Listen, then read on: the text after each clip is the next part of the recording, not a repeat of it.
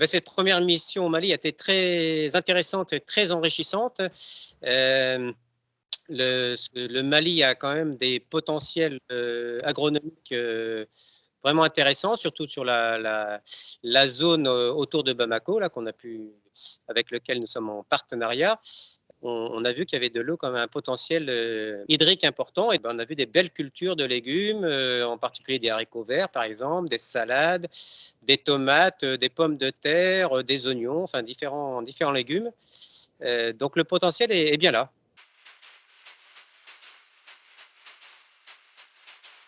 Le gros problème, c'est la commercialisation et surtout le transport sont quand même compliqués. Il y a pas de transport frigorifique. Il y a un potentiel de consommation à Bamako, bien sûr. Là où dans l'avenir, il faudra réfléchir si les productions se développent.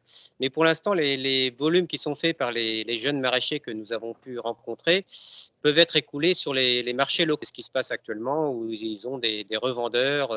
La production actuelle, je dirais, est vendue sans problème. Et pourquoi ils font plus de légumes aujourd'hui? C'est parce que en fait, les productions traditionnelles qui étaient faites pendant la saison des pluies, c'est-à-dire de juin à septembre, avec le changement climatique, bah, ils voient qu'il y a quand même qu'il y a un peu moins d'eau, plus de chaleur. Donc c'est pour ça qu'avec leur jardin, leur parcelle de maraîchage, ils arrivent à produire presque toute l'année et ainsi avoir des revenus sur les différents mois de l'année.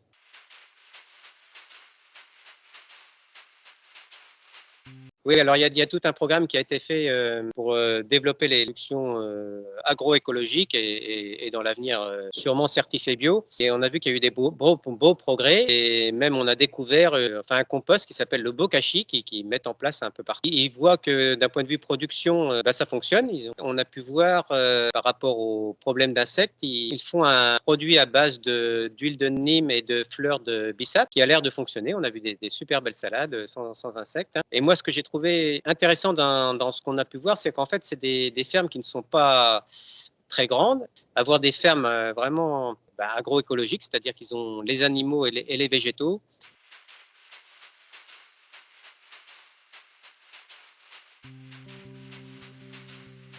Ah bah, moi, je les ai trouvés déjà très, très, très motivés, bien structurés parce qu'on a vu quand même, une fédération de jeunes avec, une centaine de groupes et associations et coopératives, peut-être en moyenne avec, 20 jeunes par village.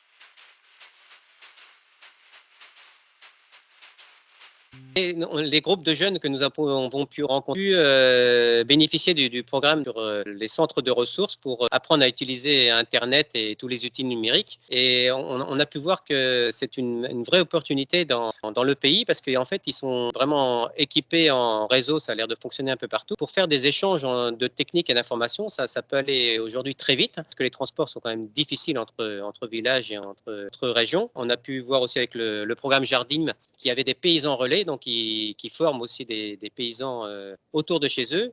Eh ben, ils pourront avec ces outils partager de l'information. S'il y a un problème sur une culture, demander à un technicien peut-être est-ce que s'il connaît le problème ou si un autre paysan a eu ce problème et a pu le résoudre.